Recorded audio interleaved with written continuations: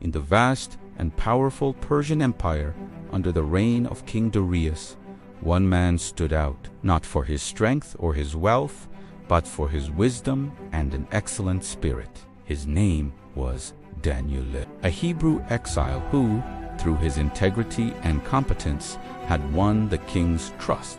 He was appointed as one of 3 presidents over the 120 satraps who governed the kingdom. But Daniel's prominence sparked a corrosive envy in the hearts of the other officials. They searched relentlessly for a flaw in his conduct, an error in his administration, anything to accuse him before the king. However, Daniel was blameless. His loyalty was to the king, but his devotion was to a much higher power. Seeing they could find no fault in his public life, the conspirators decided to use his faith as a trap.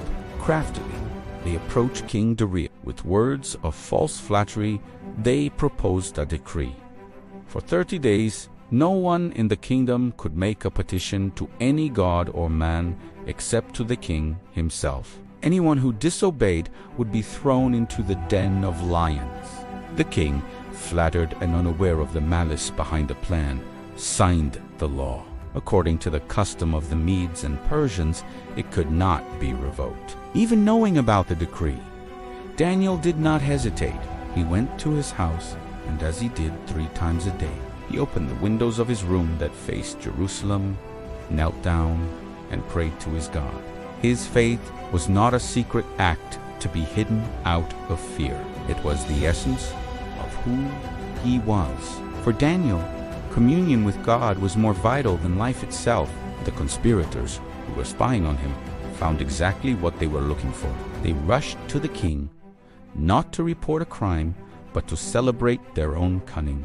"O king, did you not sign a decree that forbids anyone from praying to another god or man other than you, under penalty of being thrown to the lions?" The king confirmed it. "Well, Daniel," they said, "that exile from Judah pays no attention to you or your decree. He prays 3 times a day." The king's face changed. Joy gave way to anguish. He realized the trap and how terribly he had been deceived. The king spent the rest of the day looking for a way to save Daniel, but the law was unyielding. At sunset, with a heavy heart, he gave the order. Daniel was taken to the lion's den. Before the stone sealed the entrance, the king said to him, his voice choked with emotion, "Daniel, may your God, whom you serve, continually deliver you." That night, the king could not sleep. He refused food, music, and any form of entertainment. His mind was in the darkness of the den, imagining the fate of his most faithful servant. At the first light of dawn, the king ran to the den with a voice trembling with anxiety. He shouted, "Daniel, servant of the living God, has your God, whom you serve continually, been able to deliver you from the lions?"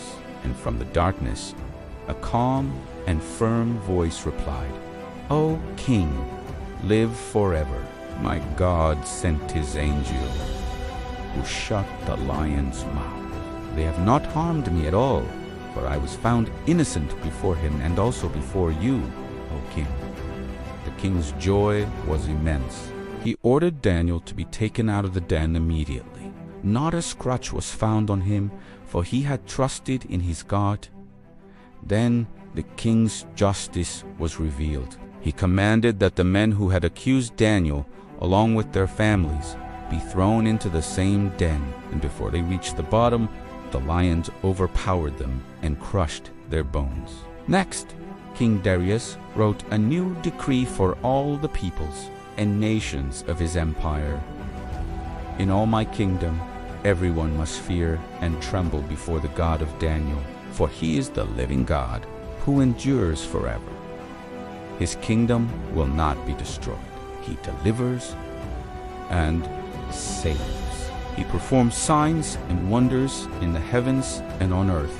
He is the one who delivered Daniel from the power of the lions." The story of Daniel is not just about escaping death. It's about a courage born from unwavering faith, an integrity that does not bow to social pressure or unjust decrees. It is proof that even in the darkest circumstances, faithfulness to higher principles brings a salvation that transcends the physical. It's the courage that saves not just the life, but the soul.